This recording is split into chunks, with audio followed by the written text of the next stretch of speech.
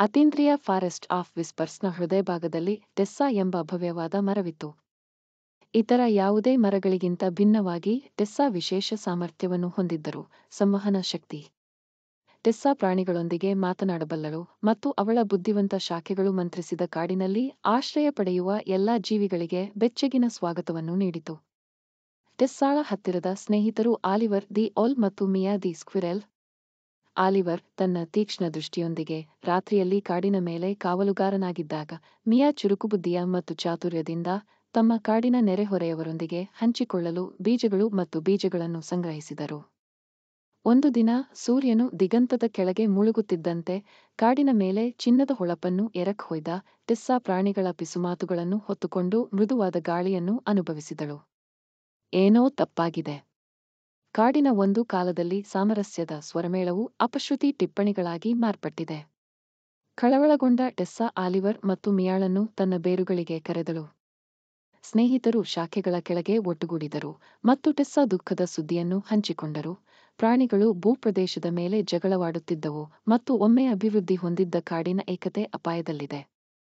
ಸಾಮರಸ್ಯವನ್ನು ಪುನಃಸ್ಥಾಪಿಸಲು ನಿರ್ಧರಿಸಿದ ಟೆಸ್ಸಾ, ಆಲಿವರ್ ಮತ್ತು ಮಿಯಾ ಒಂದು ಯೋಜನೆಯನ್ನು ರೂಪಿಸಿದರು. ಟೆಸ್ಸಾ ತನ್ನ ಬುದ್ಧಿವಂತಿಕೆಯಿಂದ ಪ್ರಾಣಿಗಳ ನಡುವೆ ಮಧ್ಯಸ್ಥಿಕೆ ವಹಿಸಿದರೆ, ಆಲಿವರ್ ಮತ್ತು ಮಿಯಾ ಏಕತೆ ಮತ್ತು ಸಹಕಾರದ ಸಂದೇಶವನ್ನು ಹರಡಿದರು. ಅವರ ಪ್ರಯಾಣವು ಉತ್ಸಾಹಭರಿತ ಫಾಕ್ಸ್ ಕುಟುಂಬಕ್ಕೆ ಭೇಟಿ ನೀಡುವುದರೊಂದಿಗೆ ಪ್ರಾರಂಭವಾಯಿತು. ಅವರು ತಮ್ಮ ಬುದ್ಧಿವಂತಿಕೆಗೆ ಹೆಸರುವಾಸಿಯಾಗಿದ್ದಾರೆ, ಆದರೆ ಬೇಟೆಯಾಡುವ ಆಧಾರದ ಮೇಲೆ ದ್ವೇಷದಲ್ಲಿ ಸಿಕ್ಕಿಬಿದ್ದರು. ಟೆಸ್ಸಾ ನರಿಗಳೊಂದಿಗೆ ಮಾತನಾಡಿದರು, ಸಂಪನ್ಮೂಲಗಳನ್ನು ಹಂಚಿಕೊಳ್ಳುವ ಮತ್ತು ಸಾಮರಸ್ಯದಿಂದ ಬದುಕುವ ಪ್ರಾಮುಖ್ಯತೆಯನ್ನು ಅವರಿಗೆ ನೆನಪಿಸಿದರು.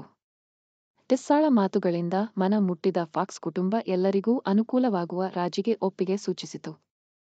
ಮುಂದೆ ಆಲಿವರ್ ಮತ್ತು ಮಿಯಾ ಮೂಲದ ವಾರೆನ್ಗೆ ಭೇಟಿ ನೀಡಿದರು, ಅಲ್ಲಿ ಬಿಲ ಸ್ಥಳಗಳ ಬಗ್ಗೆ ವಿವಾದಗಳು ಉದ್ಭವಿಸಿದವು. ಮಿಯಾ ಅವರ ವೇಗವುಳ್ಳ ಸಮಾಲೋಚನಾ ಕೌಶಲ್ಯದೊಂದಿಗೆ ಮೊಲಗಳು ಸಾಮುದಾಯಿಕ ವಾಸಸ್ಥಳವನ್ನು ರಚಿಸಲು ಒಪ್ಪಿಕೊಂಡರು, ಒಗ್ಗಟ್ಟಿನ ಭಾವವನ್ನು ಬೆಳೆಸಿದರು. ಟೆಸ್ಸಾ, ಆಲಿವರ್ ಮತ್ತು ಮಿಯಾ ತಮ್ಮ ಕಾರ್ಯಾಚರಣೆಯನ್ನು ಮುಂದುವರೆಸಿದಾಗ ಅವರು ವಿವಿಧ ಪ್ರಾಣಿ ಗುಂಪುಗಳನ್ನು ಎದುರಿಸಿದರು, ಪ್ರತಿಯೊಂದೂ ತನ್ನದೇ ಆದ ಸವಾಲುಗಳನ್ನು ಎದುರಿಸುತ್ತಿದೆ. ಟೆಸ್ಸಾ ಅವರ ಬುದ್ಧಿವಂತಿಕೆ ಮತ್ತು ಆಲಿವರ್ ಮತ್ತು ಮಿಯಾ ಅವರ ರಾಜತಾಂತ್ರಿಕ ಕೌಶಲ್ಯದಿಂದ ಅವರು ಸಂಘರ್ಷಗಳನ್ನು ಒಂದೊಂದಾಗಿ ಪರಿಹರಿಸಿದರು ಮತ್ತು ಕಾಡು ನಿಧಾನವಾಗಿ ತನ್ನ ಕಳೆದುಹೋದ ಸಾಮರಸ್ಯವನ್ನು ಮರಳಿ ಪಡೆಯಲಾರಂಭಿಸಿತು. ಆದಾಗ್ಯೂ, ಈ ಮೂವರು ಕಾಡಿನ ಹೃದಯಭಾಗವನ್ನು ತಲುಪಿದಾಗ ಅವರ ಪ್ರಮುಖ ಸವಾಲನ್ನು ಎದುರಿಸಿದರು, ಅಲ್ಲಿ ಬುದ್ಧಿವಂತ ಮತ್ತು ಪ್ರಾಚೀನ ಗೂಬೆ ಮಂಡಳಿಯು ಅಧ್ಯಕ್ಷತೆ ವಹಿಸಿತು.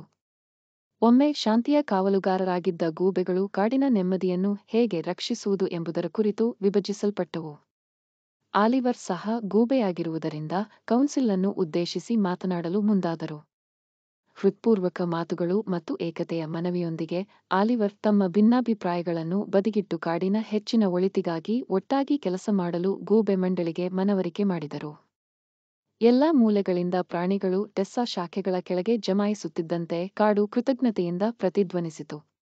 ಒಂದಾನೊಂದು ಕಾಲದಲ್ಲಿ ಜಗಳವಾಡುತ್ತಿದ್ದ ಜೀವಿಗಳು ಈಗ ಅಕ್ಕಪಕ್ಕದಲ್ಲಿ ವಾಸಿಸುತ್ತಿದ್ದು, ಸಂಪನ್ಮೂಲಗಳನ್ನು ಹಂಚಿಕೊಂಡು ಪರಸ್ಪರ ಬೆಂಬಲಿಸುತ್ತಿವೆ. ಟೆಸ್ಸಾ, ಆಲಿವರ್ ಮತ್ತು ಮಿಯಾ ಸಾಮರಸ್ಯವನ್ನು ಪುನಃಸ್ಥಾಪಿಸಿದರು, ಮಾತ್ರವಲ್ಲದೆ ಅರಣ್ಯ ನಿವಾಸಿಗಳ ನಡುವೆ ಆಳವಾದ ಬಾಂಧವ್ಯವನ್ನು ರೂಪಿಸಿದರು. ಫಾರೆಸ್ಟ್ ಆಫ್ ವಿಸ್ಪರ್ಸ್ನ ಹೃದಯಭಾಗದಲ್ಲಿ ಎಲ್ಲಾ ಆಕಾರಗಳು ಮತ್ತು ಗಾತ್ರದ ಪ್ರಾಣಿಗಳು ತಮ್ಮ ಕೃತಜ್ಞತೆಯನ್ನು ವ್ಯಕ್ತಪಡಿಸಲು ಒಟ್ಟಾಗಿ ಸೇರಿ ಒಂದು ಭವ್ಯವಾದ ಆಚರಣೆ ನಡೆಯಿತು.